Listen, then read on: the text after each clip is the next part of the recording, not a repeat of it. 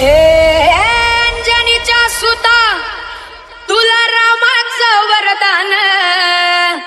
ए अंजनीच्या सुता तुला रामाचं वरदान. आणि एक मुखानं बोला बोला जय जय हनुमान. एक मुखानं बोला बोला जय जय हनुमान.